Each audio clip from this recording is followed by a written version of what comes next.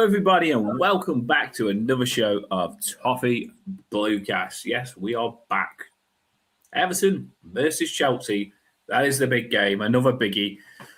All get involved in the comments. I want to see you all in the comments now. Like it nice and early. Get behind us. Push us out. Let's get us on the algorithm to get more Everton fans listen. Maybe even Chelsea fans if they're nice ones. And let's really push this channel out today, people. It's a massive game. Paul, how are we doing? How are we feeling about this, mate? Not bad. It's it's been a long, tough week. You know, one of those where you could just do with a Toffee Bluecast chat, just to raise the mood and see everybody and everything else. So it's good to be back. So thank goodness for the weekend, and happy to see everyone. Lots of people in the comments already, and also lots of Heinz talk as well. So that's really good because we're now sponsored by Heinz in some capacity. Yeah, so I was literally gonna write these as bullet points, but what we do on the show before we actually do the pre-match talk and get into lineups and stuff like that, we also have a little 5-minute start on the show, 10 minutes of talking about what's gone on. And you just touched on one there, Paul. Heinz. So Heinz isn't going to be replaced steak, is it? No, it's. I mean, we've lots of sponsors, but we enjoy our steak, don't we, for the moment, for our shirt sponsor. But yeah, Heinz is a sponsor in some sort of form. I think we're using their sauce. Maybe it's that.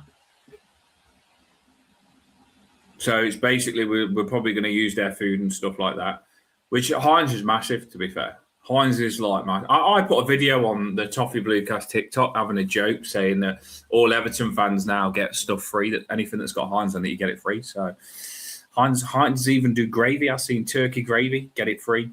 Tomato, ketchup, get it free. It'd be good, wouldn't it, if we got everything free that we're sponsored by? We should do that for us fans. Yeah, we like Heinz. Any bad thing about Heinz? Only bad thing is it's red.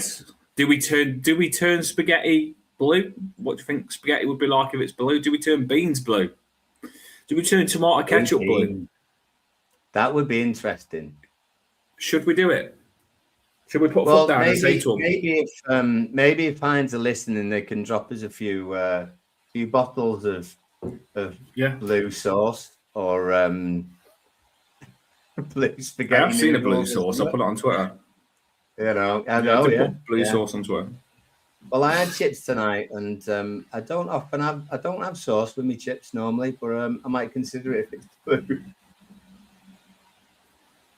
But you know what? I've got to make a confession. Sometimes I go the cheap spaghetti from Asda and go Asda brand, but now I'm going Heinz just because we're sponsored by Heinz. I'm going to up it. I'm going to stick with the Heinz as long as. But I do feel they should do something back.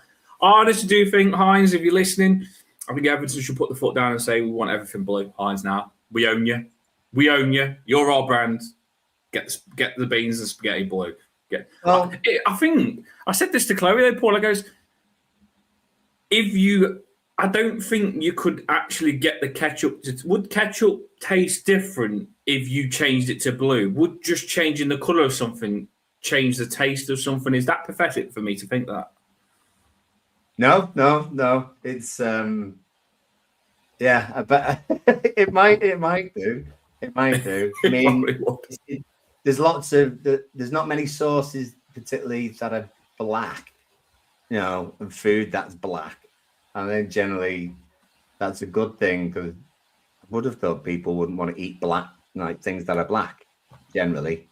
Imagine if everything that you ate was black. Marmite is not a good one, to be fair. I don't like Marmite. That used to be a thing, didn't it? Can't be having that. I think Heinz should stretch out into confectionery. It's the natural choice because surely they're now going to make toffees. So we'll see what happens moving forward. Well, all I'm going to say is Everton have been really bad at marketing, and these owners seem to be a bit more on the ball with marketing stuff. Straight away, we've got the watches on the scene. We've got Mark Darcy on the scene. We've got Heinz on the scene. We've got Budweiser on the scene. So, and every time they do this, these people are paying us money. And I think that's why we was all excited about this new stadium, is because it opens up a new thing for us to make a lot of money in. And I do think the owners are going for that, Paul. I'm not sure who the new sponsor will be here. We don't know that yet. I mean, I was joking saying it was going to be Heinz, but maybe. Well, Heinz is pretty big. Lots of talk about Toyota being a shirt sponsor. That would be interesting. Altel knows this 100%. So looking good for next season possibly. But every little helps.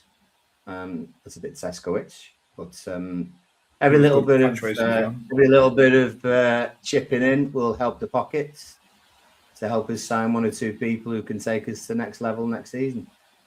Licorice is, but I'm not a big licorice fan, to be fair.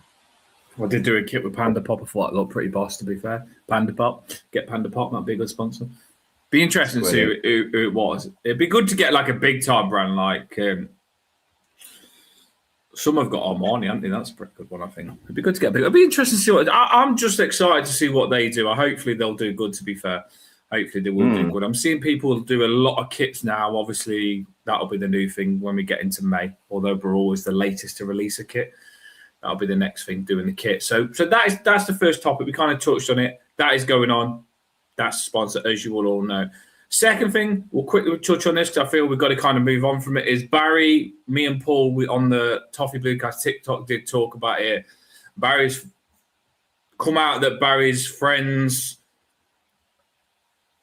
You all seen what happened with Barry's friends. Then we got told there was Arsenal fans rubbing it in the Everton fans' faces that we'd lost. And I don't think we even know the story to now. Even Barry said put it to bed after massively blowing it up.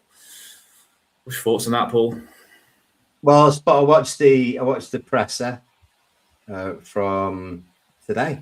The presser from today. Julia asked Moisey about Barry. Did you have a word with it? Was it addressed? He didn't go in depth. He said we've spoken about it, we've addressed it, and then he kind of dismissed his knowledge of social media, whether it's in the newspapers or online. If you're saying something about anything to do with the club, and the manager generally will know about it, so it doesn't matter in what form it comes across. I'm sure he's told Barry to use his common sense, actually use someone else's common sense, and maybe just hold back for a day or two before sort of messaging and gather all the facts before doing so. And there's a lesson in there for a few people, maybe not from the club, and sort of saying this happened and that happened, because stories do go around fast, and different versions of them and give different perspectives, and so on and so on. So, yeah, nothing entirely clear, but it's a situation you don't want to happen again, really. Yeah, we don't condemn violence, and obviously if you do, with a game like that where a goal scored late and we're hoping to get a draw out of it. If you have got Arsenal fans, which we don't know if true, but that is stories that are coming out. If you have got Arsenal fans in the Everton end and rubbing it in the faces, that's just disaster waiting to happen, and it looked like it did happen. That might not have been the story. They could have been Everton fans and something else could have happened, but we don't know. But like you said, until you actually figure out exactly what happened, I think you should keep a lid on it and then come out with exactly what happened. I think that's the best thing to do. But we know that's never going to happen with social media nowadays. So that did go on. We take that into consideration. Do you think Moyes, Paul, let us know in the comments as well, do you think Moyes will be like angry with Barry? Because I don't think Moyes would have told Barry to put it straight on social media. So do you think Moyes will have a little thing for him there? Will that give him more chance of playing or less chance of playing? Probably as much chance, to be fair. Look, Moyes is long in the tooth and realises that these lads are not always the brightest, might not always make the smartest decisions. So it's a learning curve. He's not done massive damage to the club, really. He was trying to defend friends, in a difficult situation again, which wasn't clear. So Moyes would have told him to, well, he might have told his agent. He might have even told, Barry to sort of get someone to do your social media for you rather than just going out and doing a really long message which stirs the pot even more before everything sort of settled down. He could have not said anything and then it would have blown over. It would have been dealt with, investigated, but it wouldn't have been, he certainly wouldn't have got as much stick as he's got over the past week with people saying he's never going to play again and all this sort of stuff. Yeah, some people saying they don't want to see him don't want to ever see him play for us again. That's what people have gone real. Like, I don't want to ever see him ever play for Everton again. Like, some people have proper gone all out on him. And that's what we're seeing. Yeah, Roy's right there, blown out of all proportion.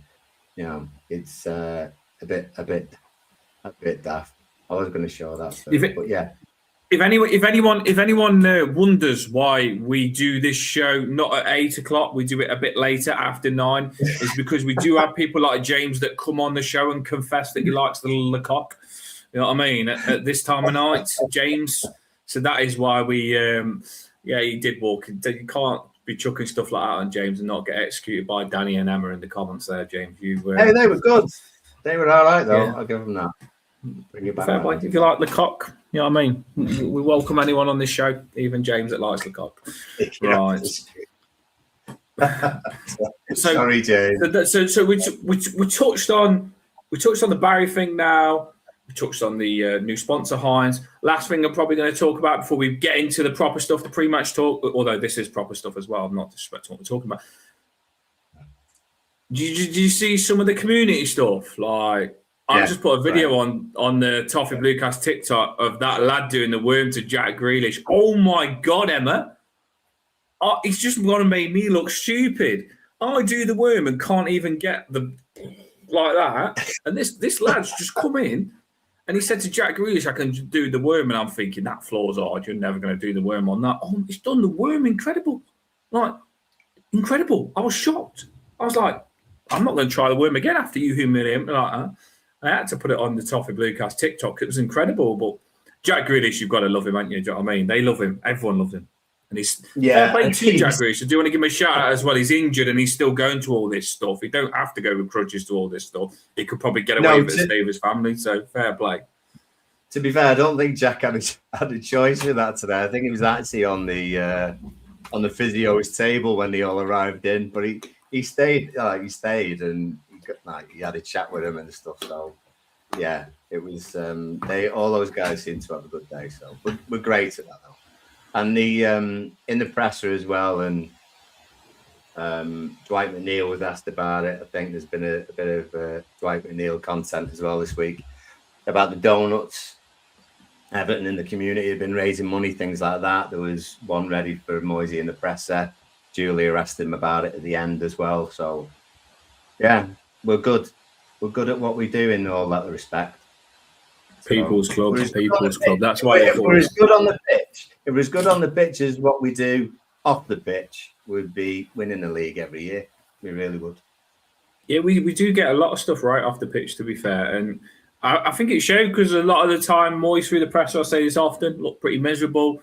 And the press was finished, basically. It was finished. And if you looked at Moyes' most questions, he can't be asked. And then literally Julia chucked in right at the end about the donut thing and the community stuff. And then Moyes actually looked happy for once. And he was like, yeah, this is stuff we've been doing for years. I actually seen a video of Moyes coming out with Tarkowski. They come out on the training with the lads that was chilling with Jack Grealish. And Moyes had come out and was cheering Moyes on. And Moyes was proper getting into it as well.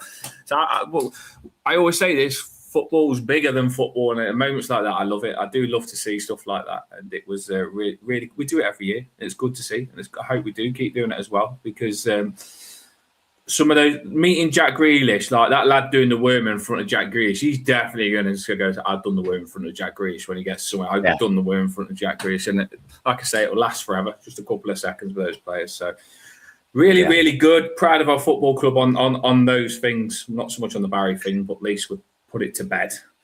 Right. Yeah. And I was just going to say at the end of the press when they asked Moyes about the donuts as well, he started saying about all the journalists. Was he calling some people in the press fat? Was he saying they was fat in the press? He was saying maybe you guys shouldn't eat them.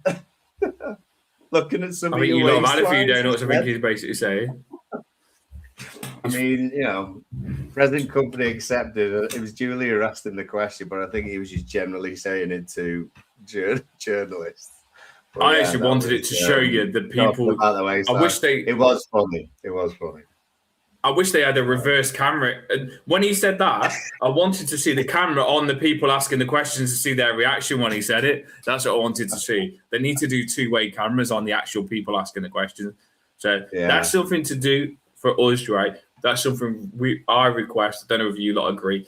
When they ask the questions, I want a camera on the person asking the question as well to see their response. I think that would be pretty cool. Yeah. Right. Yes. So let's get stuck in then. We have a big game. We are still, I shouldn't say this, probably slap me for saying it, around Europa League spot. And Chelsea above us, you could say we're trying to catch them up. Big game. Paul, what have we got then? Let's take a look, a big delve into this game. People do get your comments in all the way through. We'll chat to you as we go and have your lineups and score predictions ready. So this is Chelsea's form.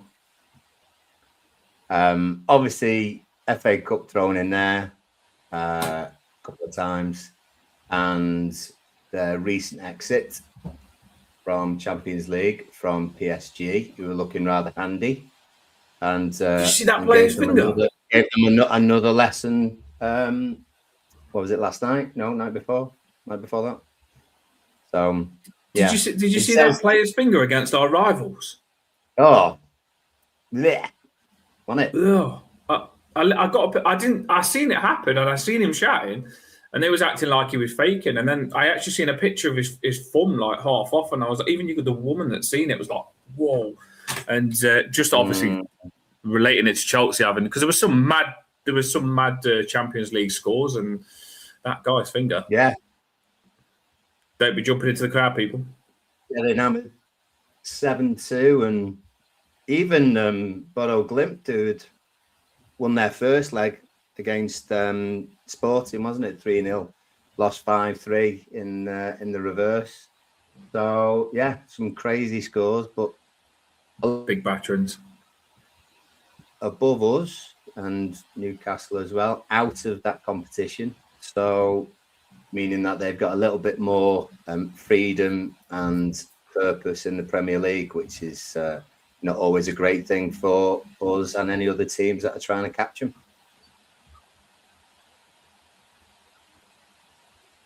Yeah,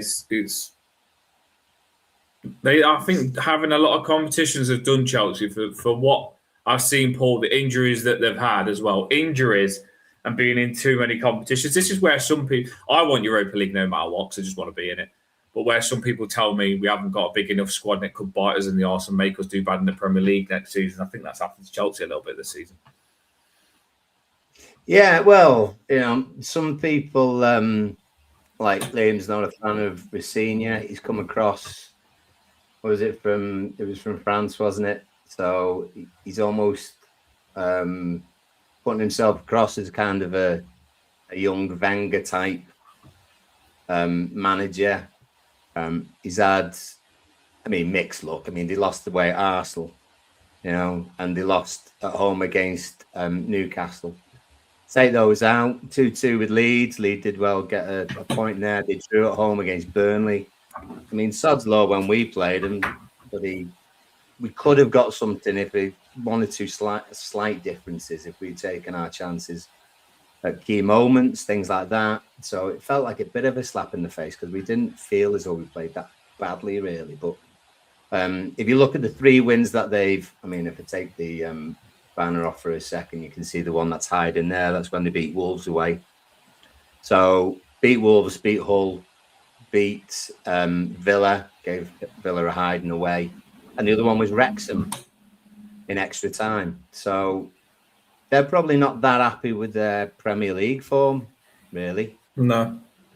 So, some people might be feeling a little bit more confident than we would normally be against a high-flying Chelsea side, because they're not high-flying at the moment, really. Was it right? I've seen a picture saying that Chelsea manager, and I never knew this, was Rooney's assistant manager. Was that right? I'm saying that. Say again, sorry. What, Rafinha? Yeah, I think Rafinha was Rooney's at Derby's assistant manager. There's a picture on Twitter said, I never knew that Rafinha was Rooney's under Rooney. Rooney was above him as a manager. I don't know if that's true.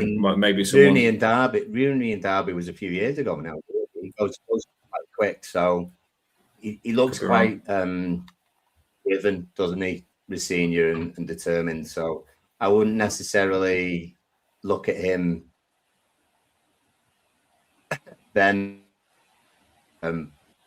support as being less of a leader or manager than Rooney was. Really, it was a stepping stone for him, and he's pretty much where he wants to be, I would imagine, at this moment. So, do you think he will be their manager? Do you think he'll be their manager for the whole of next season, or do you think he'll be gone? Do you think he'll last till next season? Yeah. You think he will? Yeah. Yeah. I mean, he'll have come in and they'll have said, "You got to get his Champions League." They'll definitely get in Europe. If they don't get in Champions League, will they sack him? I don't know. I'm not sure they will. The owner seems a bit trigger happy, doesn't he? The owner does seem trigger happy, similar to the Nottingham Forest owner. I think these big money owners like to get involved, don't they? I mean, they had Potter. They've had a few managers already, haven't they? To be fair. Yeah, well, they're all absolute deranged, aren't they? Pretty much a lot of the owners in that respect. So, especially the ones who think that they know about football, but they don't sort of just leave it to the people who do. That's when you end up with massive problems. Obviously cracking on with the form, Paul. But something else that we could have spoke about at the start. How did Chelsea only get fines and stuff when we got a 10-point deduction with what's just come out? Like, that's ridiculous. Like, honestly, I can't believe it. I'm shocked. I'm not shocked, actually. I'm not shocked because we said that we just got mistreated and tried to be used as an example. And they knew they couldn't do that after they'd done that to us. But I don't get it. I just don't understand it at the minute. They're trying to imply rules. I don't get why they're trying to do it because they're not doing it properly. What's your thoughts on it? Like, they're only obviously a 2-minute thing to talk about it, but no. Well, it was mentioned. Eugene asked it before in the comments. It doesn't surprise any of us. Is it another example of how corrupt the governing body and the Premier League is? Yes. Are they going to hide it? No. Are we going to moan about it? Yes. Is anything going to be done about it? No. Basically, because there's no one high up or high up enough to make or to attack or to get people to take responsibility or to jail, even in some cases, I would imagine. There's no one willing or powerful enough to change it. There absolutely isn't. And it'll just go on for a long time. The next thing will be the City thing. Chelsea and City bring in far too much money for the Premier League to actually get rid of them from the division. A suspended transfer ban of 1 year. No, they had worse in the past. Years ago, I think they had a 2-year transfer embargo, which affected Chelsea slightly, but obviously not enough because then they obviously do all of these payments and buying off people to get the players. And that one or two people, I could go on about this forever, but I won't. But one or We could two do a show people, just on this, couldn't we? That's the thing. well, we could genuinely, we really could, and especially from our point of view as well. So lots of people outside of the club, media, and everything that says, "Oh, well, bloody hell, Everton must be well pissed off with that." Well, yeah, we are, because we were used as an example. Oh, you shouldn't do this, shouldn't do that. You should gain. If you gain an advantage, then you should be docked points. They gained an advantage. Eden Hazard. I mean, Christ, he was Chelsea's best player for almost a decade, and they won all of those trophies that we saw the list of, including the Champions League, and he was involved in that. So how can that not be getting getting an advantage? David Luiz was in that whole scenario as well. The fact that Masters and the Premier League have just sort of ignored that and ignored everything that had happened before with us, with Forest, is just a monumental FU to everyone connected with the game. In particular, all of us. That's why we feel it so harshly. So if you have got your corrupt Premier League, banner, leaflet to hand, take it tomorrow. Take it and show them, and boo the handshake and everything else, like we've done ever since they tried to smack us over the head and relegate us, but we didn't go. So if we I'm fuming, to be honest. Fact is, if we was, and I know some people say, "Oh, just get over it." That's what some people who wasn't involved with it or just think we're moaning about nothing. But fact is, if we actually had a bad season when we got that deduction, we would have got relegated just because of that. We would have got relegated. They could have liquidated our club, made us get relegated just because of that deduction that they gave us. Luckily, we had a good season, but that wasn't a given. And I'm telling you now, they would have just kept that deduction, got us relegated, and just thought nothing of it and left it. And later on, been not punishing any other teams and these rules not being implied. It's ridiculous. They would have just said, no, rules are rules. You're getting your deduction. That's took you down. That is what it is. And just left us to be wherever we were. Luckily, us fans, we stood tall. We got the corrupt stuff out. We got the points lower. Because I don't think if we would have got those corrupt leaflets out, I don't think we would have got that deduction down. We made a fuss of it. We got the deduction down and we had a half-decent season, luckily. But like I say, just keep an eye on the Premier League because they are corrupt. They know, like Paul said, they know that these big clubs, they have to call them out that they're doing wrong, but they're just calling them out in a way just a slap on the wrist to them, which is ridiculous, I think. It's like I've got to call them out, but we won't do much to them. Yeah. Are you telling me that a club that spends £1 billion on players won't pay off people to get the decisions that they want? And are you telling me people in the Premier League are paid so much more that they would be impossible to be corrupt? You got to be joking. Absolutely. As you can tell, we are human. We covered that. We wanted to have 2 minutes on that, but we could have about a whole show on that. And I see you all getting involved in the comments, but we don't leave. We don't leave subjects. That's what we do this show for. Everyone wants to say things on subjects. So, right, let's get back. Let's get Everton's form on. I think it's next, isn't it? We looked at theirs. Is it ours? Let's do. Yeah, us next. Hey, mixed bag, obviously. Licorice. Arsenal was frustrated. I mean, we had after match and everything else, people were pretty positive, but were obviously ticked off with sort of what happened, and it was just one of those things. Beat Burnley, beat Newcastle, which was brilliant. Obviously, the United game and the Bournemouth game before that were very much, as we have been for years and years, up and down.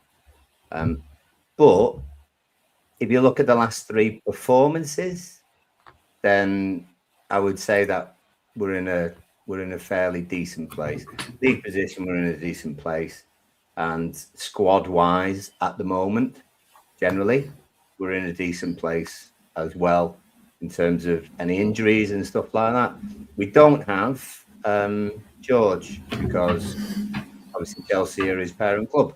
So have a little think of that when you're dropping in your lineups. So be aware of that one. But in terms of our form, up and down, but performances lately have been decent, I would say, personally. Yeah, it's definitely when you think about Arsenal, we was in that till the 85th minute. So to get 2 wins and be in that Arsenal game for 85 minutes, I think we're definitely on the way forward. I don't think in the press, I think Julia said to Moyes, do you think that the players will be a bit gutted the way that we didn't get nothing out of that game and played well? Moyes says, no, I think we'll be okay. I think they took a lot of good from that game and they're still confident going into this one, which is good. And I think there will be. I do think there will be. It's not that bad to lose against Arsenal. I don't like losing against anyone, but if you're going to lose against the league leaders and players that Arsenal have got, I think you can take it with a pinch of salt and move on. Away as well. It wasn't, another sort of home debacle. And we've touch wood, nipped that in the bud slightly in terms of like the Burnley win and everything else. We can play decent at home, so we need to continue that. Well, we have, definitely. We have won at home as well. I think normally we'd be making a big fuss of this, wouldn't we, Paul? But we have broke that duck, hopefully, at home now, where we can actually win at home as well. Yeah, and this is what we've been like against the pensioners for the last few years. There's a couple of absolute stingers in there, but there's been some decent days as well. The 1-0 at home, Richarlison getting the winner there. Remember, 2-2 away was all right. 2-0 at home, obviously. The season after, we won't look at that one. 4th to 24, and then we haven't scored then for the last 3. So that's what we need to change, and we've got to stop bloody Palmer scoring. Do you know what I mean? So that would be good if we don't have to see his all that sort of rubbish. Yeah, we don't want to give him no hat tricks this game. There's been some good games like Duncan Ferguson. I think that was against Chelsea, wasn't it, where he started picking up the ball boys. 3 what I was there. Parken that day, yeah. Great. That was a good game. Yeah, really good game against Chelsea. Another one, Tim Cahill overhead kick. I always remember that. I don't know what. I don't think that was a cracking overhead kick. Yeah. Did Naismith score? Naismith didn't score his goals against Chelsea, was it? It was against Chelsea or Man City, Naismith's goals? No, it's perfect. Yeah, it's Liam Liam just mentioned, So perfect that trick from Naismith. And some positivity there, people. Yeah. There you go. There you go. Some score predictions where you lot put hat tricks might actually come in if we think of stuff like that. Got to be positive. And we have, like I say, it's 50-50. You know they're a world-class team, but I feel sometimes we do get a result against these. We do actually play well against Chelsea. I don't want to curse it. The only thing that scares me is one thing I will say, and Moyes did touch on it in the press conference. I feel that we're coming up against a wounded team, and I don't like coming up against a wounded team. I think, as crazy as this sounds, I prefer Everton to come up against a team in form that's got a good little record going to try and break it. A wounded team could be scary for us, but I'm ready for them. Yeah, and I mean, I would, probably jinxing ourselves really, but sheer attitude of a good chunk of the Chelsea players. It's a very young side. There's some people who are more experienced in their team who aren't playing tomorrow, and then you've got players like Cucurella. I tell you, he's probably one Chelsea fans might disagree or agree with this, is that they probably absolutely love him, but everyone who plays against him hates him because he's an absolute wind-up merchant at a diving get. So yeah, people like that. I mean, I'd love to get one. I think everyone is on our side. Everyone is on our side tomorrow. Yeah. He really can be a cheat, to be fair. Chelsea deserve a drubbing because of everything that's happened. So, yeah, definitely let's kick some ass tomorrow. Make sure you all do get the lineups, and we're about to hit the lineups now. Me and Paul are going to show our lineup. We'll read your lineups, and we'll finish with score predictions. If you haven't liked and subscribed, please do so. I should probably say that more because our aim is to get more subscribers. We said we'd hit 10K by the end of this season. We seem to be sitting on 6. I've been putting some shorts on, which seems to entertain you all. If you do like the shorts I put up, it's just to make you smile. Then sometimes that gets us more followers and subscribers, which would be pretty cool for us. We've got to try and build the channel, people, to do good things. Right, so lineups. I'm going to do Paul's first, then I'm going to show my lineup, and we'll put your lineups on the screen as well. If you haven't done a lineup, we all know you like to make your team, so do get involved, because everyone's the same. Like, oh, I would have gone this, I would have gone that, I would have done this. Or when the lineups come out, oh, I don't like that lineup. So just let us know what your lineup is, and we'll read it out. Let me just show it. Let me just show you that. Yeah, let me just show you that. So support from Door. I've been having a look at a few other things as well, but I couldn't see any half decent ones. Obviously, we've got Alcaraz out. Grealish is still injured, and George, because of the loan agreement, cannot play tomorrow against Chelsea. Shalaba has got an ankle. Colwell's still out. James is the person I was referring to before, out with a hamstring injury. George on loan. Yeah, they've got Gittins as a muscle. Branthwaite and Tarkovsky questionable. Moyes said that they are. I think he said pretty much they're available. They're certainly training. Whatever's happened in the background may or may not continue to be an issue, but Moisey doesn't give too much away, which I don't mind. That's fair enough. Leave the opposition guessing. If they're both fit, would you have them both playing? Obviously, the comments that Moyes has made recently about Branthwaite is that they're looking after him a little bit more. I can understand that. You don't want him to be out for another month, 2 months because of a reoccurrence. So he should be 100% before maybe you risk him. You play him in games like the Derby or games at the end of the season, which would be the last few vital points. But I guess we'll sort of see. But that's where we are in terms of people you maybe should or shouldn't put in to your lineups. So post yours in the comments, and we'll have a little look at what we've said now.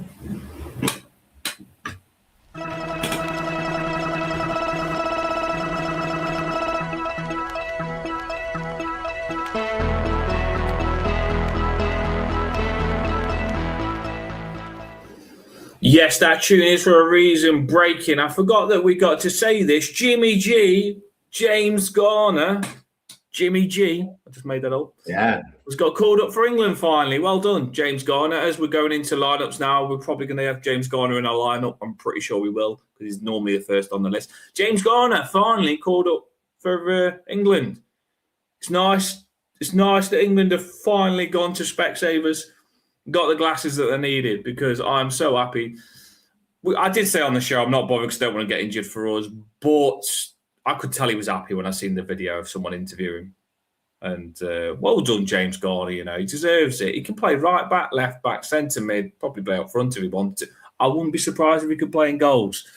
So well done, James Garner, mate. Fantastic. And I think if he gets a chance, he'll take it, you know, because he's been fantastic for us last couple of games. Yeah, and it does it brings up that sort of question you ask yourselves every time that you pick your side. Do you put him at right back? Do you keep him in the middle? You know? And if you don't put him at the right back, who are you going to put there? And if you don't put him in the middle, who's going to take his place? Was Reece James injured on the injury list that you just shown? Reece James, yeah, will not play according to Flash Score. Yeah, exactly. So. I think that's going to be a big reason they've called him up, you know, because he can play right back as well, which is a big bonus. I think he can do. He played right back for the England under-21s and won a trophy with on right wing back, so he shows that he can play that position as well. Just makes sense. I don't know why they didn't do it ages ago, but congratulations, James Garner. Absolutely. Thanks. Lots of people putting their lineups in. What's your lineup, Dan? Yeah. Right, I'm going to do mine first. I ain't showing you mine until I've shown yours. You know, I'm going to keep mine to me. Play me cards close to my chest here, mate. Right, your lineup first. Yeah. So, you know what? I mean, it was a bit of a thinker, and that sounds daft, right? But for particular reasons. I mean, the two lads who were out, Tarkovsky and Branthwaite, before the Arsenal game, we were forced, therefore, to make that change where O'Brien and Keane would be our middle two, which made sense for everyone. All right. And that's probably then one of the reasons why James Garner would then go right back, because he doesn't seem to have any faith in Patterson, and maybe he doesn't see Seamus as being fit enough or whatever. No idea. So that's what it was before. I half worry about Branthwaite in terms of his longevity and fitness and everything else. I think John Stones had similar kind of problems, really. He had to be treated with kid gloves early on because he would often get injured. And I think Branthwaite could be in that kind of camp. So the reason I've sort of gone for that is O'Brien and Keane played well. And I'd play O'Brien right back because I think he gives us something else in other situations. Not that he's the best right back at the club by any means, but I think in terms of corners, in terms of defending them as well as attacking them, I think that's important. He seems to be one of the only two players who can throw a ball quite far, which I cannot believe, but that seems to be the case. So that's why I put Tarkowski in the centre with Keane, which was fine and doing well for us for the majority of the season so far. And then I would leave Branthwaite on the bench. I put Mikolenko left back, and James Garner go back in the middle, which is his best position for me. Garner Gay been good and improved. He's found his form a little bit in the last 3 games, which is great. So James Garner and Garner Gay in the middle for me. Also, as well, Senegal not winning the AFCON, that whole debacle. I don't think you can drop another topic we could have covered. How much news is it? I know. So much news. Or Ndai. We got our two Senegalese. So both of them should be playing. Ndai left, McNeil right. I understand arguments for either that or them swapped over. Dewsbury Hall's been playing great as well. Lots of people said that he should have been called up, not got it this time, and better up front because with them being a young Chelsea side, they don't like it up them, Dad's army. So Beto could give a few bruises and cause us 1 or 2 issues. Probably a bit more than Harry in the first 50 minutes. I think Beto could probably bash him up a bit. Might be because then maybe Harry could come on last 15-20 and find 2 gaps in theory. So that's why I've gone for that. It's mad, like how things change in life. It's like you've moved in time. Like Beto's always in Paul's starting lineup now. Always, he's his biggest fan. What's going on? Well, you've always been a Keno, mate, but I probably will get a Beto big flag behind you. Behind you. But yeah, so that's Paul's lineup, people. I'll show my lineup and we'll chuck yours on the screen.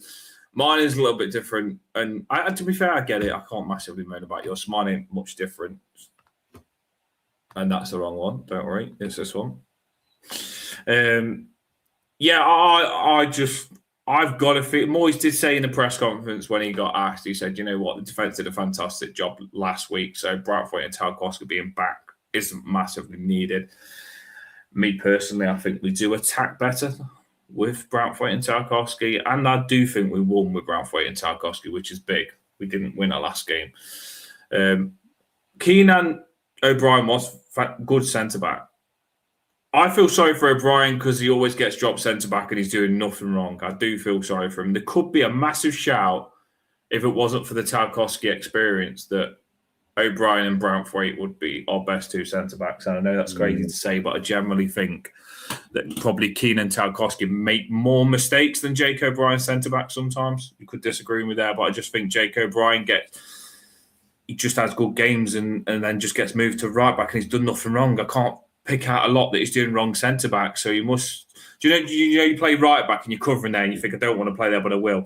And you play centre-back and you think, right, I'm going to show him a good centre-back, and he does. But it kind of, nothing gets said about it and he goes right back again. That's what I feel anyway. But yeah, That's my team. It's no different to yours, is it, other than the two centre-backs? The big question is, do you risk them? Branthwaite we've got to be very careful with, because at the end of the day, I am a little bit worried about this continuous injury stuff from Branthwaite. It must be so heartbreaking to know that you are potentially, if you can stay fit, one of the best centre-backs in the world. And I know some people say I think I'm crazy for saying that, but I generally think you will be. But injuries could stop that. Like, fully fit Branthwaite, he's better than anyone. But injuries could just take that away. I don't know what's wrong with him. It's just not right at the minute, is it? No, but he's young as well, so... Got to master it. Yeah, and it often happens. There's plenty of young players who have had one particular injury that slowed them down for a while, but the majority do get over it. And they seem to have... Jake O'Brien, same age, solid. Do you know what I mean? Yeah. Jake O'Brien, same age, solid. Similar age anyway. I'm not sure he's exactly the same age. Jake O'Brien, solid. But Jake O'Brien's a big, stocky lad, and I think he's built to handle it, where Branthwaite's tall and got a bit of a slimmer frame, so maybe his body struggles to handle it as much. I don't know. I don't go into all that stuff because I'm not a PE teacher, but there's something about Branthwaite's structure that isn't handling it yet. I don't. Hopefully we get it sorted. I don't know. It stresses me out a little bit. I want him to play every game, Paul, because he's amazing. Yeah, that's just because he's so good. And that's the only reason I didn't put him in the starting lineup, is just from the noise and, whatever. It's not, we can live without him in this game. We couldn't but we couldn't afford to have him out for another very long period, potentially.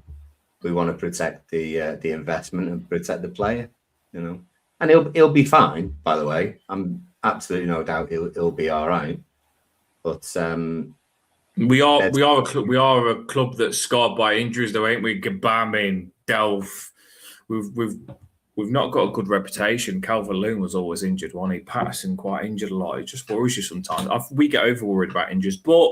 Look at Chelsea. James, come back injured. Palmer, injured. Everyone gets injured nowadays. I remember when we used to have Moyes' team and we used to have like Baines, Lescott, Jagielka, and they just played the whole season and didn't miss a game. There was absolute units, robots. Now footballers seem to get injured all the time.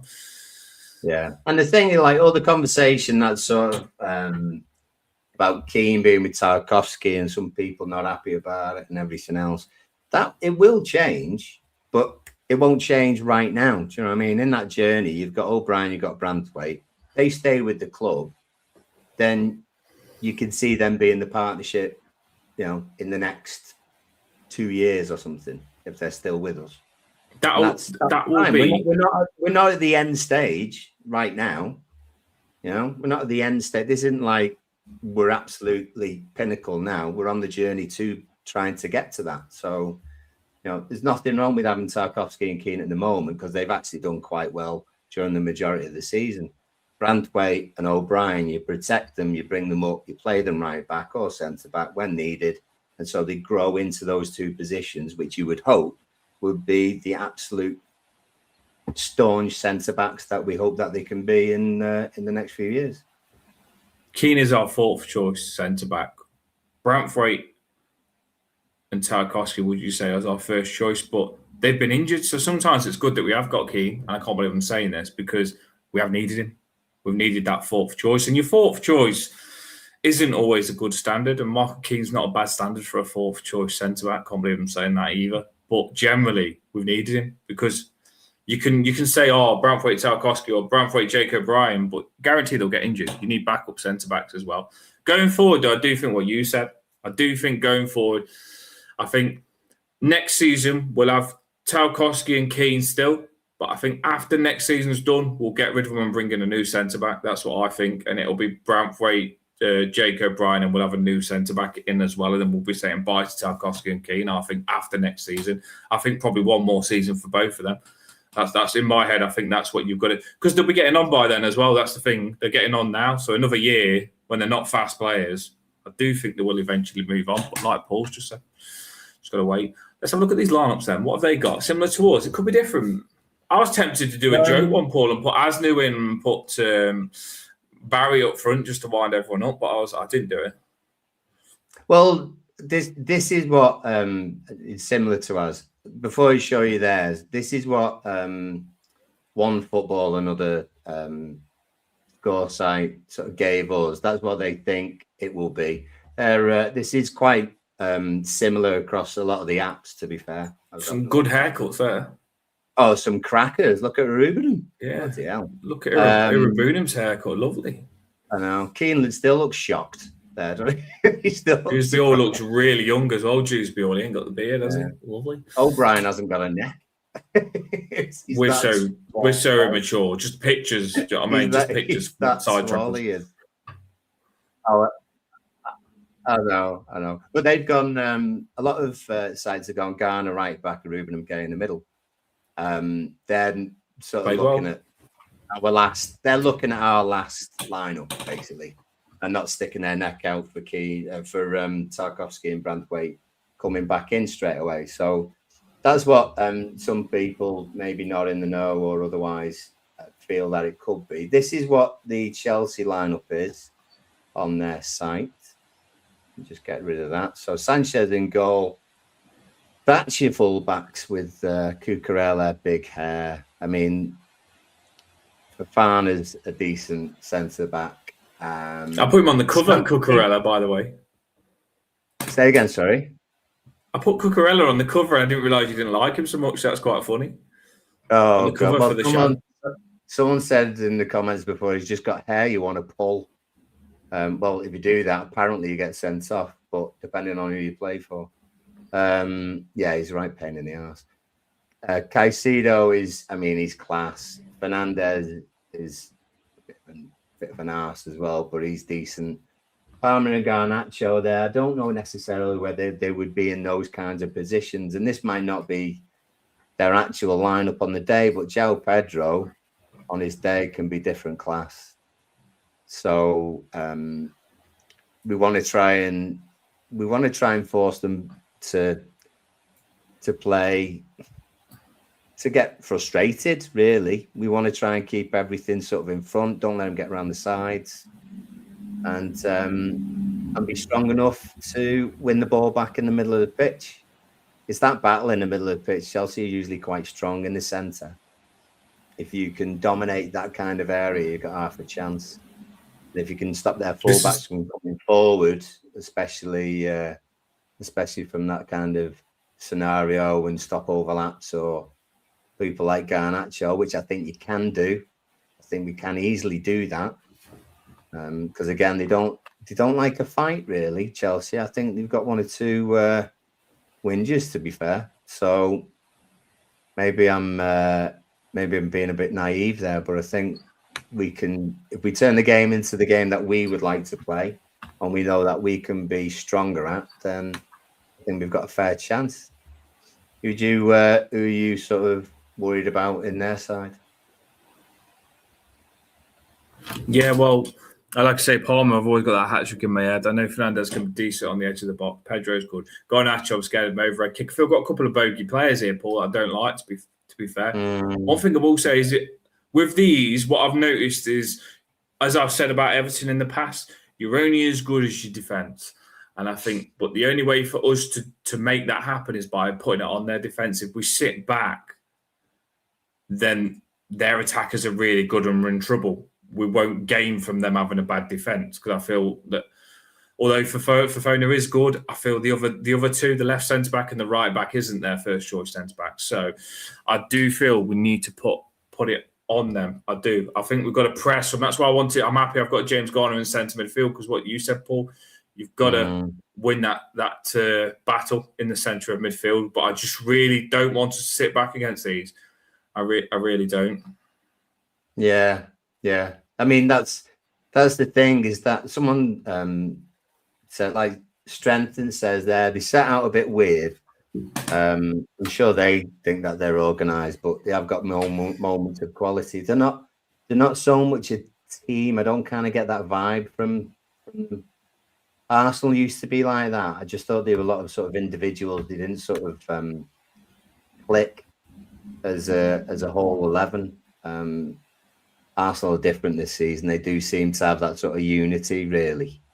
And I don't think Chelsea have quite got that, which is maybe something that we can exploit if we can make their better players like Palmer and even João Pedro. If we can isolate them and cut off those bits of service that they would get, then we've got a chance. I think our biggest weakness will be what we do with the ball when we get it back. I think we're good enough to win the ball back off them. I think we can defend really well.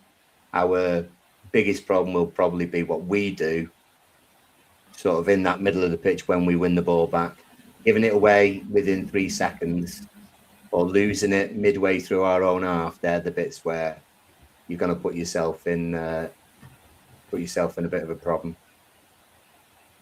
Yeah, I completely agree. Look at the comments there as well. Garnacho, yeah. I just think Garnacho could be one. The Andre Santa, I watched him. I don't think he's all that incredible, but I don't want to say much Jack and curses. Casado is a good one. He's a tackler. Casado reminds me of Gana Gay. So when we come up against him, it feels like it's two players that have got the same sort of stats and stuff like that. So it's a good little battle there, Casado and Gana Gay. Both little tacklers as well. So that should be a good battle. Yeah, there'll be a few decent battles, to be fair. Yeah, it's a big game. It's a hard game, isn't it? It's a big game. It's a hard game. Yeah. I mean, sort of, we look at it quick. We'll look at the table again at the end, but that's where we are. There's a 5-point gap between us and them, and that's not a lot, really. There's 8 games to go. I think if you finish, I mean, look at them now. They're going to be absolutely vying for that 5th place. 4th place. Villa are in a little bit of a plummet. 5 points off if we win. 6 pointer. 5 points off them if we win. Mad, isn't it? Mad, really. You sort of look at Brentford off. 2 points above us. Brentford have an outside chance of reaching the top 4 or 5. So it's a bit of a scrap now. And, I feel like we've got some good games after this as well. So, well, they'll be expecting to. Well, I mean, say expecting to win. They have got to go for the win. They won't be coming to our place looking for a draw. You know what I mean? So hopefully we can exploit that part of their situation as well.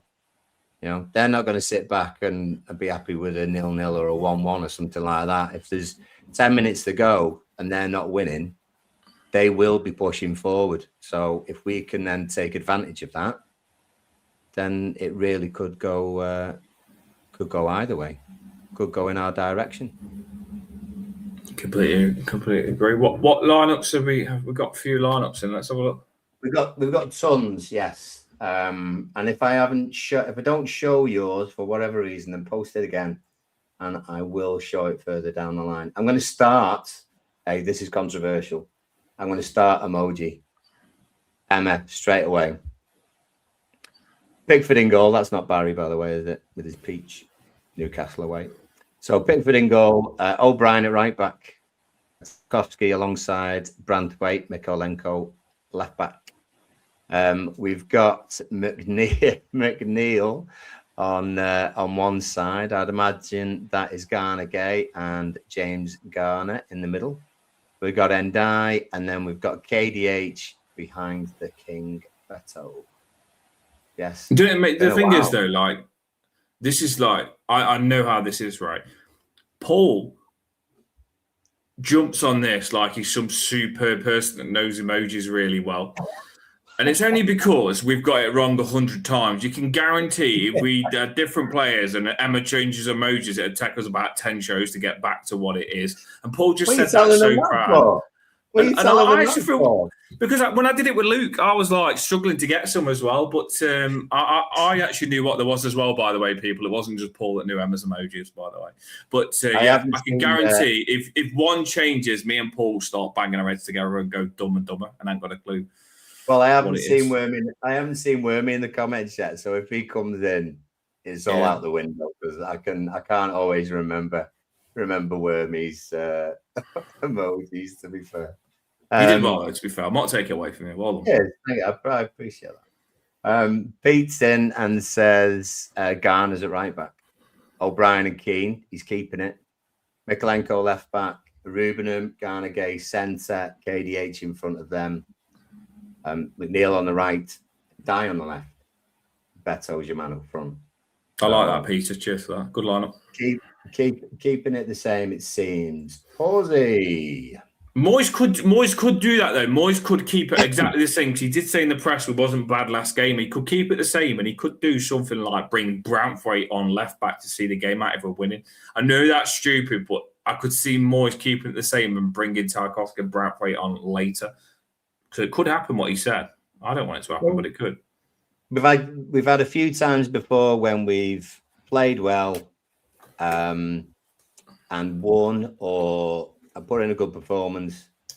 It's then been changed for the next game and we've got battered.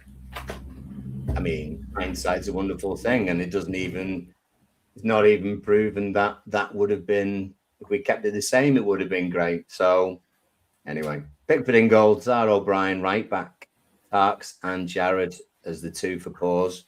Straight in away, Miko left back. Jimmy Garner's in the middle, along with KDH. Skilliman's on the right. Armstrong, number 10. No Right Dwight on the left. And Big Bad Beto up front. I made Rob read these when you wasn't on, and Rob was like, I ain't been on the show for a while, but emojis and all these lineups seem to have changed a lot since I've been on, and I just made him read them. It's quite funny. Oh, yeah. He's been kept busy, isn't he? You know. Yeah. That's what happens with little ones, you know. He enjoyed it, though. He did say he enjoyed it. Bless him. Good. Nick says Garner right back. He's kept the same back four. Garner, Rubenham, Little, McNeil, KDH, and Dye, Beto. Could be a popular choice, this one, to be honest with you. Not Roy. Nick makes me laugh, Paul, because sometimes Nick's like, do you know, a lineup comes out bad, he messages me and goes, oh, Wigan. He did it on a score prediction. He says, I changed my score prediction. We're going to get beat 5-0 now when he's seen the lineup come out. That's what he said to me. Yeah. And then when we played well, he was like, oh, no, it was all right. You know what I mean? Nick, can't beat him. Happens all the time, though, doesn't it? I feel for us, yeah. Garner right back, same back four. Yeah, O'Brien, Keane. He's gone, Roy's gone Rubenham, Roll, and Gay. As a sort of middle three, KDH, and Barry's gone 4-4-2, old school. Barry as well. Oh yes, getting him in on the back of the Benson and Edges packet, just like Mike Bassett. 4-4-2. Liam thrown O'Brien in right back. The two lads who are out are back in. Tarks, Branthwaite, Mikalenko is left back. Garner centre, along with Armstrong. 8. No one's sort of put in anyone. I think, to be fair, there's no. Roy hasn't gone McNeil. Lots of other people have, and so has Liam, McNeil, Endai, and Beto as well. We got a bit of a mix of Beto Barry, to be honest. So that's interesting.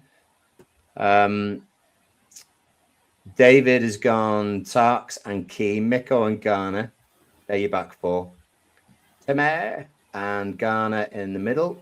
McNeil, KDH, Endai in big capital letters, obviously because he is amazing. That was in South Park, wasn't it?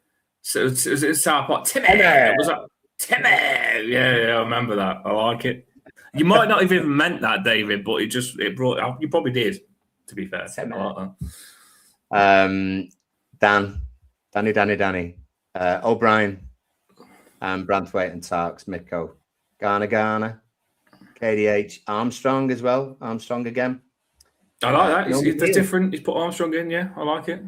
You know, so in that respect, that's interesting because in those, you know, you've got maybe Endai is perhaps possibly your own. You know, with me, Paul, like you know, at the minute. At the minute with me, I'm like, you know what? Garner Gay didn't play well, but then he started playing well the last 2 games. But he's on the line for me. The moment he doesn't play well, I'm bringing Armstrong in over him. I'd love to see James Garner and Armstrong play together. So just because Garner Gay, I feel he has played well the last 2 games, but he was crap the games before that. But he has played well the last 2 games. That's the only reason I'm keeping him in. But I do want to see Armstrong, but I don't want to see him on the wings. That's the thing. Because I feel it's not his position. It's not fair on him to look bad when he's out of position. No, people start hating on him, and he's actually good. I tell you what often happens is that there's always shouts after a game for why did Dibbling not play?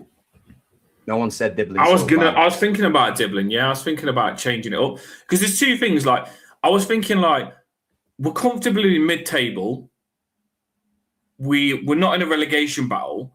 Let's just take a risk. And then I thought, you know what? David Moyes is not going to do that. And I thought David Moyes really wants Europa League and he's going to take this very seriously. So I was in 2 minds of taking it serious, going with what we've been using and playing well to changing it up and probably flopping it. And then we'd be like, what have we done? We are around Europa League. Do you know what I mean? We can't just chuck this opportunity away. We've got to stay in the race to see what happens. That's what I feel. Do you know what I mean? Stay in that race because Moyes is like that as well. I think. I do think Moyes is like that as well.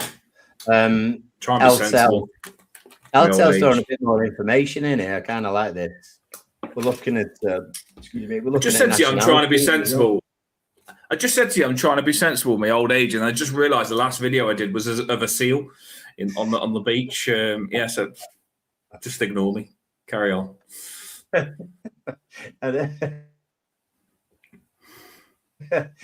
urge you to go and watch it, and behind the scenes of making the video, it's even better. That was hilarious. Still got red legs from that. Eltel went Pickford Mikolenko, who is from the Ukraine. Keane and O'Brien and is Irish, don't know.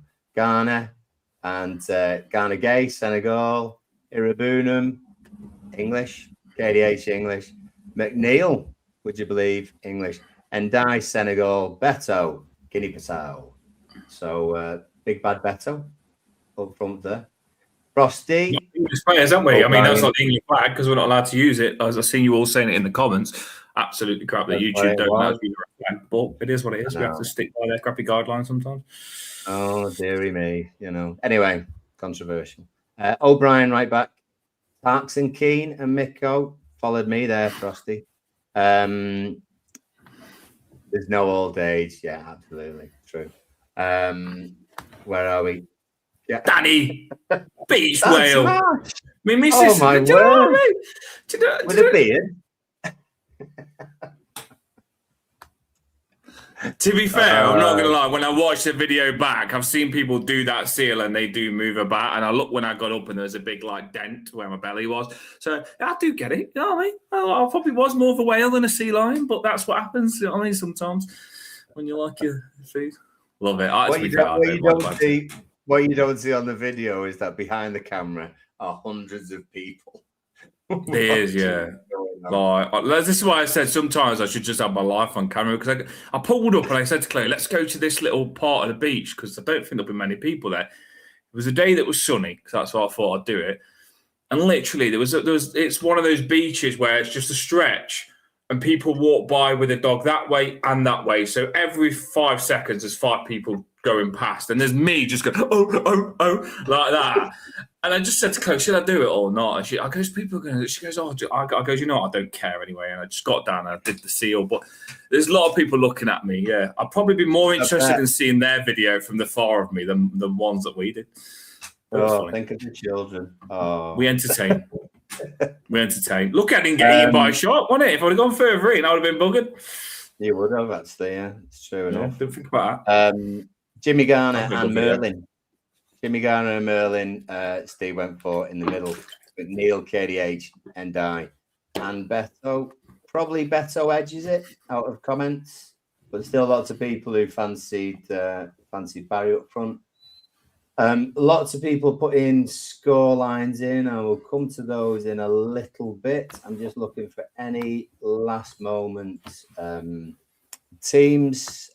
Steve went for James Garner. Oh, James Garner, right back. O'Brien and Branthwaite. Not bad.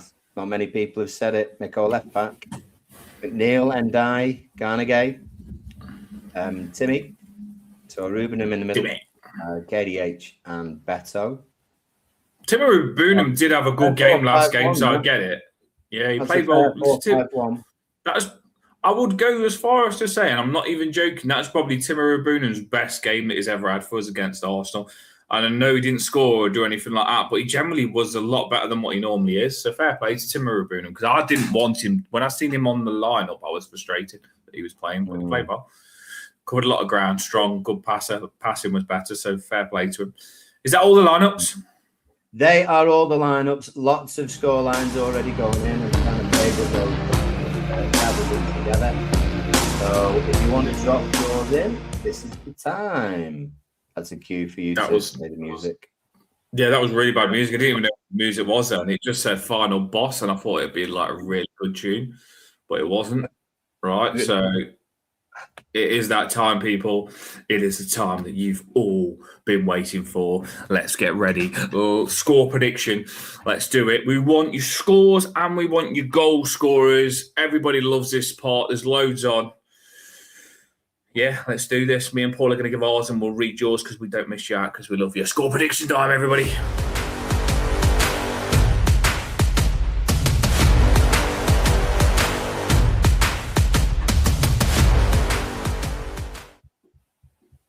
Right. Paul, I'm going to go first. You know what I mean? I'm going to go first. Go on. Yeah. I ain't got one. Yeah. I can't always put it on you. I feel like you're a nice person. Can't keep doing that, chucking it on you, put you under pressure. Even if you are a good bingo caller, I'm not going to do that to you. Live for pressure. Live for it. Precious for tyres. Yeah. Right, here we go. I'm going to go for, I think this is a really hard game. There's a lot of players that scare me. I feel Garnacho, as soon as he plays against us, will probably remember the overhead kicks. He'll be confident, little bugger. Don't like. My missus always says to me, there's something about Garnacho's face that I really don't like. I know that's probably harsh, but that's what she says to me. She says, he looks evil. Yeah. So Garnacho, got to keep him quiet. But I feel he's coming up against our big Jake O'Brien, who probably will play right back, so he should sort him out, innit? Put him in his pocket.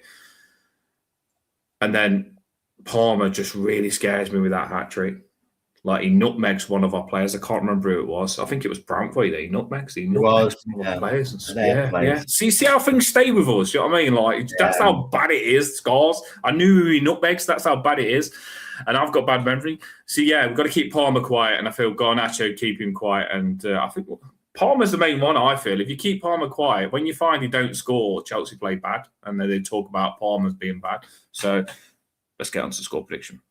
Might crop this up. So, score prediction. I'll do it nice and quick so we can crop it. I'm going to go for 3-2, and I hate that score because it's a lot of drama. But 3-2, I can't see them not scoring. I think they've got too many attacking players. Yeah, 3-2.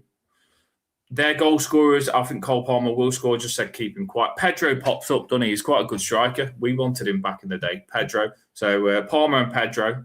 Neto's good as well, but I'm not giving him a goal because there's only 2. For us, I'm going to go for, I think, come on. I'll put him on the cover. Kieran Dewsbury Hall against Chelsea. It has to happen, doesn't it? You know what I mean? It's written in the stars, that one. Kieran Dewsbury Hall.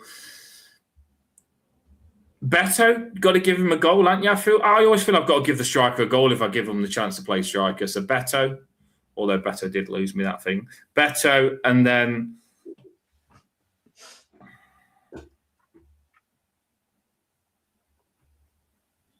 James Garner gets a call up for England.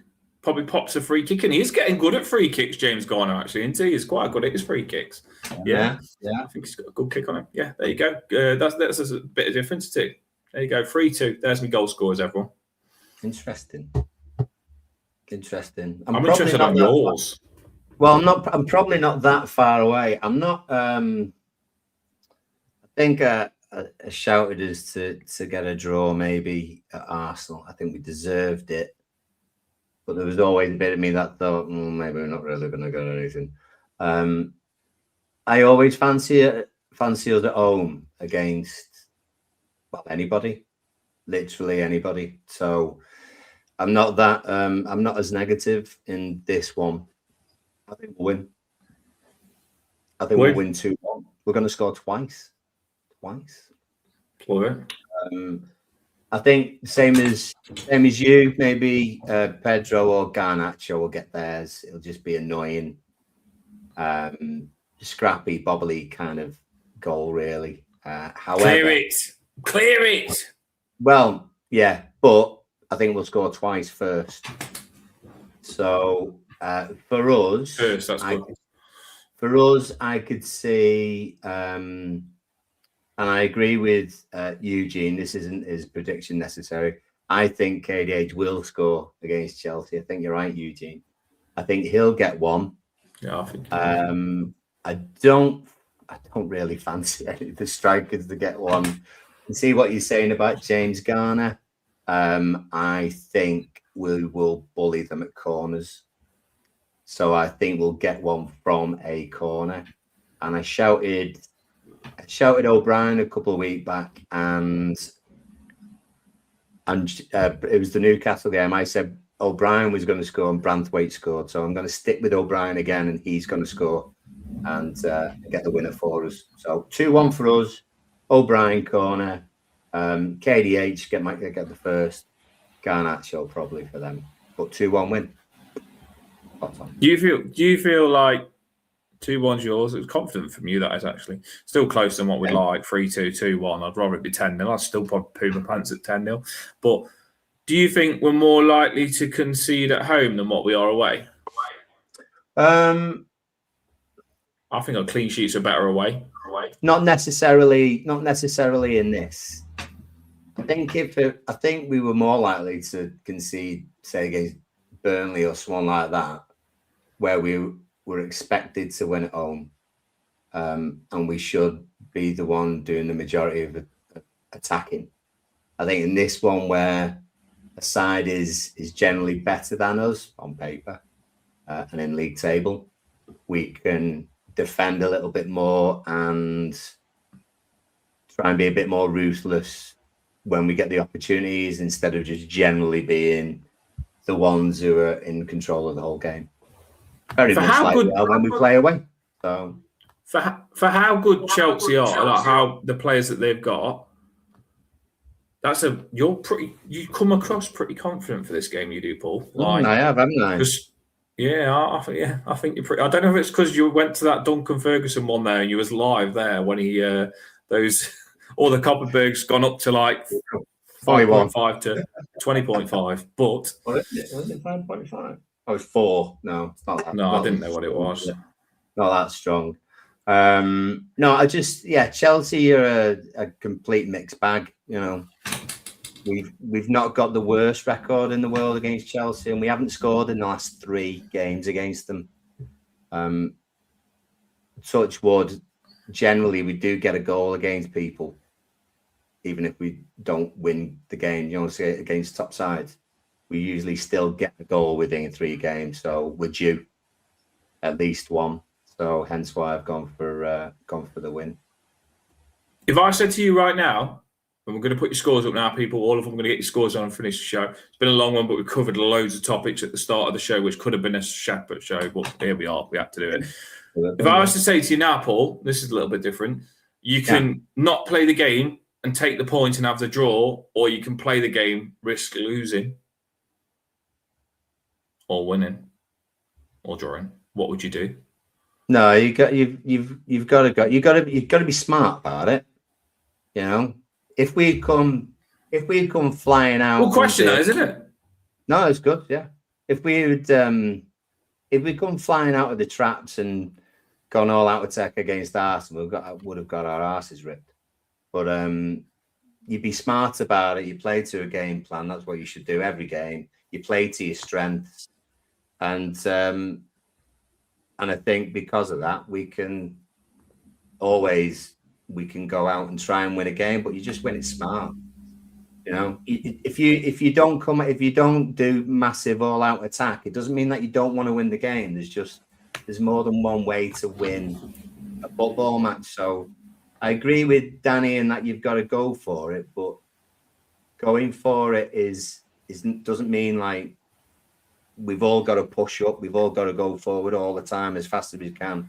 There's smarter ways to play it. Burnley were always there for the taking, but Burnley were awful on the night as well as being weak, and we actually should have scored more. But there's more than one way to. It was the easiest win we've had. There's more than one way to win a game, and our strength is not all out attacking at all. At all. From what you might relate to this, being an Everton fan. From what I've watched loads of Everton games just lately, it's sometimes if we can, we'll press them high and we'll try and turn it over high, and that's what we do. We press up high on the pitch. If we're confident enough, we'll press up high and try and turn it over on the Chelsea defenders. That's what can happen with us. Or sometimes, if they're good and they just come on to us, we'll sit back for 20 minutes, try and keep it 0-0, and then literally we'll try and grow into the game. That's what I see from us. That kind of happens a lot just lately, where we sit back, say to Chelsea, what have you got? Because the pressure's on them. Absorb it, and then slowly we get confident, start passing the ball, and then start to actually play well. I don't mean go balls out. Danny, I think Danny means all out attack, but I do like the phrase "go balls out." Yeah, I think just go balls out anymore. You never know. You never know. To be fair, I know sometimes we can defend deep. I think sometimes we just don't. Maybe we're not always your best form of defense. Your best form of defense is attack against these. I did say it earlier on. I get what he's saying. No, like we said, you do not want their attacking players to be onto our defenders, because I'll be scared. We need to literally be onto their defenders. Their weakness is their defenders, and if we don't exploit that, that's bad for us. We really do need to push onto that defense, and I feel like there is mistakes in their defenders. I've watched them play. Honestly, if you jump on it, they haven't got that cohesion. Good word in their passing. Yeah. So I think we should jump on them.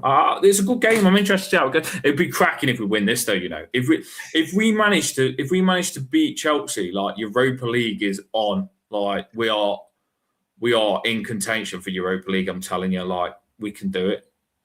I do believe it. We've got Derby coming up as well.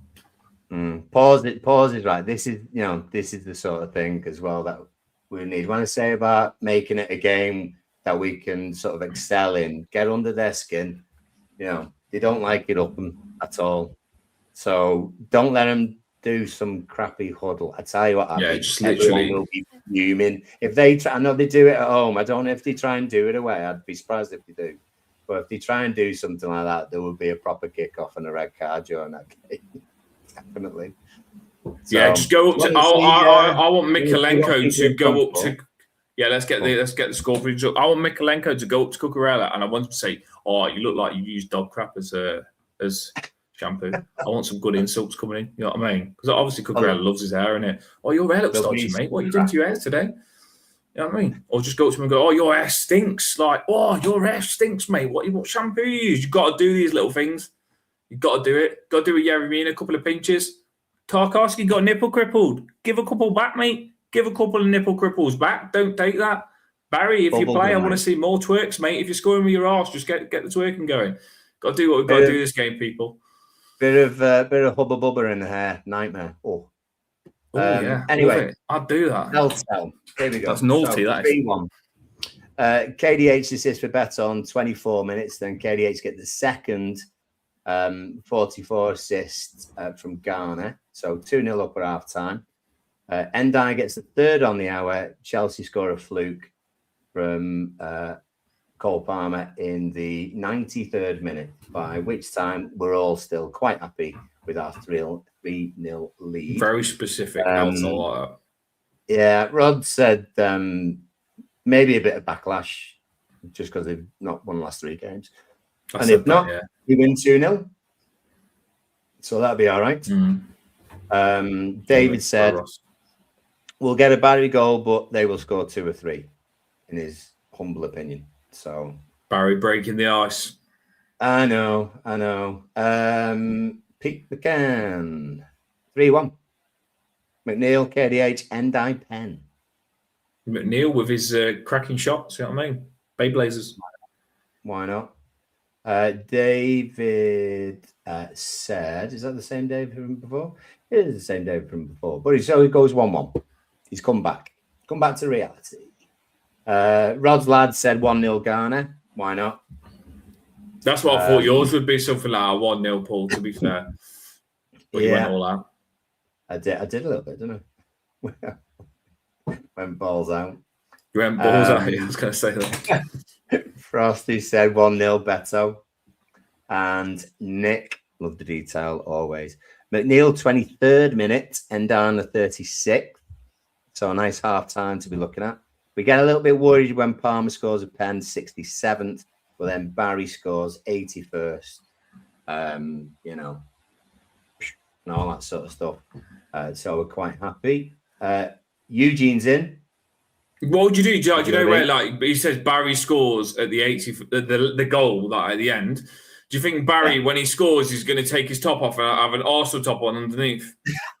No, he'll pull his top. Do the sexy Dexy with the Arsenal top on underneath. You know what I mean? He's a secret Arsenal fan. That'd be funny. It'll be a T-shirt with a picture of the scrap that was on in the crowd. Yeah. So I see someone say Barry used to be an Arsenal fan. That's why his mates are Arsenal fans. You know what I mean? That'd be funny. All right, let's crack on. Anyway, Eugene's in. So what's the score going to be? 4-1, maybe. It is. KDH. Yeah. KDH hat-trick. There you are. And that is a good story, that is. Like, Eugene should make films with that. That's a film where he just comes back and scores a hat-trick against the old club. Love it. Well, Jai needs a goal as well. KDH in some ways reminds me a little bit of Stephen Naismith, to be fair. One or two similarities. Although he's not Scottish and generally he's not a striker and anything else. It doesn't really look like him, but I'd love him to get. Do you know what we should do, and Moyes should definitely do this, is we should drop Garner Gay, drop in Jai, and then play Asnu left back, because Asnu is actually the one that won. You know what I mean? Let it go, Dan. We let it go. Asnu doesn't exist, does he? I mean, I'm only joking. I would never drop in Jai, but no. Asnu did win. He won the African Cup of Nations and don't even get played. He did, but you know, got to look at those official records now. Got to look at those official records. He went 3-1. He said the head says 3-1 Everton, but he's going to go for a clean sheet instead, so it's going to be 3-0. Danny's going to be happy with a 2-1 KDH and Die. Oh, similar to yours. Indeed. Emma, lovely Emma. KDH, Jimmy Gardner, and Beto for a 3-1. Beto the king. Everyone's happy. Pawsey. Hey, he's gone conservative, really. Yeah, that's not a big score for him at all. Not big. It's not big. Beto twice. KDH. Shush is the away end as well. Pickford penalty, of course, because, you know, it's obligatory. Stephen goes 4-1. McNeil. That'd be nice. And I, Brandthwaite and KDH, 4 different goal scorers. That would be awesome. James is not going up for a corner ever again, by the way. ever again. Ever again. How much they've milked that? No, sorry. Pickford staying goals. James, again, 3-1. There's a few 3-1s today. KDH, I think, and Beto twice. Gaza, Gary Wilson, good to see you, mate. McNeil and Garner, keen on goal for theirs. Let's hope it's in the last minute, so it doesn't count. You know, it doesn't really matter. Let's see. Roy said 1-0 Keane. Keno. That'll be 90th minute then, surely. And I'll come back to that in a second. While finding the next one, Emma said that there's a bus welcome and a display from the 18th. Yeah, there is as well. Another thing. Like if you generally, I'm going to write a complaint to Everton, because literally this show is normally an hour and they made it an hour and a half just because they've given us about 100 things to talk about. Did we not play for a year or something? There's been that much to talk about. Yeah. Buzz welcome as well, yeah. 1878. You're right, Emma. Indeed. I think, unless if I've missed out your scoreline, then please post it again and I will show it. But generally, everyone seems quite positive. Lots of 3-1s, a few 2-1s, the odd 1-0, but most of us are saying a win. And why not? It's nice to be positive. Yeah, there's loads of comments that have been coming. If adverts do pop up, you know what? Sometimes I put a click. It says, "Do you want adverts to pop up when you monetize?" I put it says a low one, a medium one, a high one. I just click the low one, so you might get an advert every now and again. We pay 50 quid for the channel a month. We get about 10 quid for it a month. So if the adverts make us anything on it, we'll try and do it. So yeah. I'll also say as well, because obviously, like in school, we would use sort of clips and things for lessons and stuff. Adverts come up all the time, whether the thing is monetized or not. So it's not a lot we can do about it. I'm afraid. I'm hoping it doesn't really ruin any of your experience with us. Yeah, just click back on it and get back on the show. Oh no, it must be Heinz. Are they all Heinz adverts? Maybe they're all Heinz adverts. I might put a request in for them to be Heinz adverts. But yeah, we the membership we are looking on doing as well. But at the minute, we just chucked an advert in, so don't tell us off because that's literally all we've done. We put a lot of time in to set up these shows, and like I say, it costs us 50 quid as well. So we give you loads of our time, and we're paying 50 quid for it, which comes up to about 40 at the minute. But we have started with an advert. I generally am looking to do memberships. We will, and still there's a couple of things that we're looking on, like to chuck in competitions as well. So we are working on stuff, but at the minute we're nice and chilled. We love the way this channel is going. Today, like I say, you've all been commenting all the way through. You've all put loads of lineups in. You've all put loads of score predictions in. I love that. Literally, Paul can put a comment in, and I generally feel like I know you. Literally, we know who you are, and we speak to you every week. We've got a good little clan of people like that coming on regular, and I want that to grow. I want this 30, 40, 50 people that are always regulars. I want that to turn into 100 regulars, and then it'll build and it'll go up. Then I really do. But we need you to push it with us. We really do. You're part of our team, so let's keep pushing Toffee Bluecast out as much as you can. We want to do big things with the channel. Even I've got the Toffee Bluecast Twitter. We've got the lad that's been trying to raise money. I'm always retweeting the stuff that we said on the show a bit back that has the seizure. Always trying to retweet his stuff. Always trying to put positive stuff out. We'll help like as much good stuff as we can out. So we are doing what we can with this channel. We want to push it to do good things. People really will. But thanks all of you for being with us and seeing where we go. I hope we can take this quite far. We're doing all right. Right. Yeah. Paul, last words. Well, yeah, from now on we will we'll be eating blue beans on the aftermatch, and we'll be putting a collection of sauces in the background. So there, lots of news this week, but we'll have to do a Heinz challenge. Indeed. Heinz challenge on the show. You know what I mean?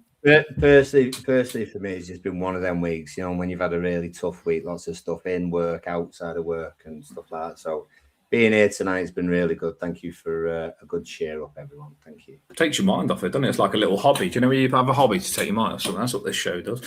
Yeah. We'll have to do a Heinz challenge, people. That's what we'll have to do. We'll have to get loads of different Heinz stuff, me and Paul, lined up on the table, and then we'll have to let you choose what we have to do for the challenge with the Heinz stuff. There you go. Heinz challenge. That'll be a good one. Up the top is everyone. Have a boss one. And Chelsea. Match reaction will be here. Was it 5:30? Is it later? A little bit later. Yeah, 5:30 kickoff tomorrow, everybody. So then we're looking at kind of, depending on time, between 7:30, 8 o'clock, something like that. But we'll be here tomorrow. We'll be around straight after, hopefully celebrating. Come on, Toffees, let's do this. Up them Toffees, baby, love it, and we will see you tomorrow after the game. It's been a boss night. Have a good night, people. See you later.